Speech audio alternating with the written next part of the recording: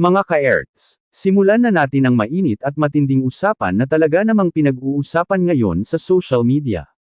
Maraming netizens ang nagulat, nalungkot, at galit matapos lumabas ang samut-saring paratang at paninira laban kina Kuya Val, Idol Rob, at sa buong Kalingap family. Ang mas masakit dito mga idol, hindi raw ito galing sa tunay na kaaway kundi sa mga taong minsang itinuring na kaibigan, kasama sa laban, at tinulungan noong mga panahong sila mismo ang walang-wala. Kaya hindi maiwasan ng maraming supporters na magtanong, bakit kapag umaangat na ang isang tao, saka naman siya hinihila pababa ng mga dating malalapit sa kanya. Sa totoo lang mga idol, napakasakit isipin na habang araw-araw tumutulong ang Team Kalingap sa mga mahihirap, may mga tao naman daw na araw-araw ding gumagawa ng paraan para sirain ang pangalan nila. Imbes na suportahan ang pagtulong, bakit tila mas inuuna pa ng iba ang intriga, paninira, at pagpapabagsak? Hindi ba nila naiisip na maraming beneficiaries ang naapektuhan kapag nasisira ang tiwala ng publiko sa isang charity group? Kapag humina ang suporta ng sponsors at viewers, sino ba ang tunay na kawawa? Hindi naman sina Kuya Val o Idol Rob lang kundi yung mga batang tinutulungan, mga pamilyang binibigyan ng bahay, pagkain, gamot, at pangkabuhayan. At eto pa ang napapansin ng maraming netizens mga idol, habang lumalaki ang Kalingap, habang dumarami ang sponsors, habang mas maraming natutulungan, parang mas lalo ring dumarami ang bashers at mga gustong bumira. Kaya tuloy ang tanong ng marami, naiinggit ba sila? Dahil kung tutuusin, kung tunay kang concern sa katotohanan at sa mga tao, bakit parang puro galit at paninira na lang ang lumalabas? Bakit hindi gumawa ng sariling paraan para makatulong? Bakit mas inuuna pa ang pag-atake kaysa paggawa ng mabuti? Maraming supporters ngayon ang nagsasabi na tila may mga taong hindi matanggap na mas lumalakas ang impluwensya ng Team Kalingap. Na kahit ilang beses batikyusan sina Kuya Val at Idol Rob, nananatili pa rin ang suporta ng mga taong nakakakita ng actual na pagtulong nila sa komunidad. Hindi perpekto ang kahit sinong tao mga idol, pero ibang usapan na kapag halos araw-araw ka nang ginagawang target ng paninira. At ang masakit pa raw, yung ibang bumabanat ngayon ay mga taong minsang nakinabang, natulungan, at itinuring na pamilya noon. Kaya naman matapang na hamon ngayon ng maraming supporters, kung may totoong ebidensya, ilabas ng maayos at dumaan sa tamang proseso. Pero kung puro haka-haka, kwento, at paninira lang para makakuha ng views at atensyon, ibang usapan na yan mga idol. Hindi mabubusog ang isang tao sa galit. Hindi angat ang buhay dahil lang sa paninira sa kapwa. At lalong hindi mababago ang mundo kung puro negativity ang laman ng content araw-araw. Sa huli mga ka-Erts, ang tanong ng publiko ngayon simple lang, ano ba talaga ang ipinaglalaban ng mga anti-Kalingap? Hustisya ba talaga, o inggit at galit dahil hindi nila matanggap ang patuloy na paglakas ng Team Kalingap? Dahil habang sila abala sa pagbatikos, sina Kuya Val at Idol Rob tuloy pa rin sa pagtulong. At para sa maraming supporters, doon nila mas nakikita kung sino talaga ang may tunay na malasakit sa tao. Mga ka-Erts, lalong uminit ang usapan matapos kumalat ang matapang na pahayag umano ni Idol Rob laban sa mga taong pinaniniwalaang nasa likod ng tuloy-tuloy na pag-atake sa Team Kalingap. Ayon sa mga netizens at supporters, tila hindi na raw napigilan ni Idol Rob ang kanyang emosyon matapos makita ang sunod-sunod na issue, paratang, at kahihiyang ibinabato hindi lang sa kanya kundi lalo na kay Kuya Val na matagal nang tumutulong sa maraming tao nang walang hinihinging kapalit. Kaya ngayon, matapang na hamon ang lumutang, kung talagang may pinaninindigan kayo, lumabas kayo. Huwag puro patama at palihim na paninira. Maraming supporters ang nakapansin na tila may mga taong malalakas ang loob dahil may mga umano'y sumusuporta o nagtutulak sa kanila sa likod. Kaya ang tanong ngayon ng publiko, sino ba talaga ang mga nasa likod ng mga issue? May mga bigating tao ba na gustong pabagsakin ang Team Kalingap? O baka naman may mga taong hindi matanggap na patuloy pa ring lumalakas ang suporta kina Kuya Val at Idol Rob kahit kaliwat kanan ang kontrobersya? Dahil kung tutuusin mga idol, habang mas maraming natutulungan ang Kalingap, mas lalo ring damadami ang mga gustong magpabagsak dito. At dito na raw tuluyang napuno si Idol Rob. Dahil para sa kanya, ibang usapan na kapag nadadamay na ang dangal at pangalan ng mga taong minsang tumulong at nagmalasakit sa iba. Maraming supporters ang nagsasabing hindi biro ang kahihiyang dinadala ngayon ni Kuya Val sa social media dahil sa mga akusasyon at paninira. Isipin niyo mga idol, tumulong ka sa tao, binigyan mo ng oportunidad, sinuportahan mo, tapos sa huli ikaw pa ang sisiraan at lalabas na masama. Kaya hindi maiwasang magtanong ng maraming viewers, nasaan ang utang na loob? Nasaan ang respeto sa taong tumulong sa inyo noong walang-wala kayo? Kaya naman ayon sa mga kumakalat na reaksyon online, matapang na sinabi ni Idol Rob na kung may gustong lumaban o magsalita laban sa kanila, diretsuhin na at huwag nang magtago sa likod ng social media at mga padrino. Dahil para sa maraming supporters, mas nakakababa raw ng respeto yung puro paaring, blind item, at parinig kaysa diretsahang magsabi ng hinaing sa tamang lugar. Kung may problema, bakit hindi pag-usapan ng maayos? Bakit kailangang gawing public spectacle at gawing content ang sigalot? Hindi rin maiwasan ng netizens na mapansin na tila mas lumalala ang issue habang mas maraming sponsors at supporters ang patuloy na dumarating sa Team Kalinga. Kaya may ilan tuloy na nagsasabing baka hindi lang simpleng galit ito kundi may halong inggit at kompetisyon na rin. Dahil sa panahon ngayon mga idol, kapag nakikita mong umaangat ang isang grupo at marami silang natutulungan, may mga tao talagang hindi matutuwa at gagawa ng paraan para mabawasan ang tiwala ng publiko sa kanila.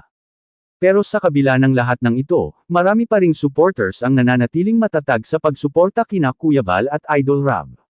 Para sa kanila, mas mabigat pa rin ang mga aktwal na pagtulong na nakita nila kaysa sa mga paratang na kumakalat online. At ngayon, ang panawagan ng maraming kakalingap simple lang, kung may katotohanan, ilabas ng patas at maayos. Pero kung paninira lang at pagpapabagsak, mas lalo lamang daw pinapatunayan kung sino talaga ang gustong gumawa ng gulo sa halip na tumulong. Mga ka-erts, mas lalong naging matindi ang usapan online matapos ang mga lumabas na pahayag at reaksyon kaugnay sa patuloy na isyu laban sa Team Kalinga. Ayon sa mga kumakalat na komento ng supporters, tila sobrang nasaktan na rin umano si Idol Rob sa araw-araw na pambabatikos at paninira na ibinabato sa kanila. Kaya marami ang nagulat nang lumutang ang matapang na mensahe na para bang punong-puno na siya sa mga taong hindi raw tumitigil sa paggawa ng intriga laban sa Kalinga family. Ayon sa mga supporters, sinabi umano ni Idol Rob na tila desperado na raw ang ilang anti-Kalinga dahil halos araw-araw na lang may bagong issue, bagong paratang, at bagong paninira na inilalabas laban kina Kuya Val at sa kanilang grupo. Sa mata ng maraming viewers, nakakabahala na raw dahil imbes na mag-focus sa sariling buhay o paggawa ng mabuti, tila inuubos daw ng ilan ang oras nila sa pagsira sa ibang tao. Kaya tuloy marami ang nagtatanong, ano ba talaga ang makukuha nila dito? May maitutulong ba ito sa pamilya nila? Uunlad ba ang buhay kung puro galit at paninira ang laman ng araw-araw na content? At isa sa pinakamainit na usapin ngayon ay ang pagkakadawat umano sa pangalan ni Kuya Val sa mga reklamo at kontrobersyang umabot pa sa programa ni Raffy Tulfo. Dahil dito, maraming supporters ang nagsasabing sobra na raw ang nangyayari at hindi na dapat pinapalampas. Para sa kanila, ibang usapan na kapag ang pangalan at reputasyon ng isang taong matagal nang tumutulong sa komunidad ay patuloy na hinihila pababa sa publiko. Kaya naman usap-usapan ngayon online na posibleng legal na hakbang na ang susunod na mangyari. Marami tuloy ang nagsasabing handa na raw si Kuya Val na dalhin sa korte ang mga taong sa tingin nila ay nagpapakalat ng maling impormasyon at paninira laban sa Team Kalinga. Para sa mga supporters, tama lang daw na dumaan na sa legal na proseso upang malaman kung sino ang may ebidensya at sino ang gumagawa lamang ng ingay sa social media.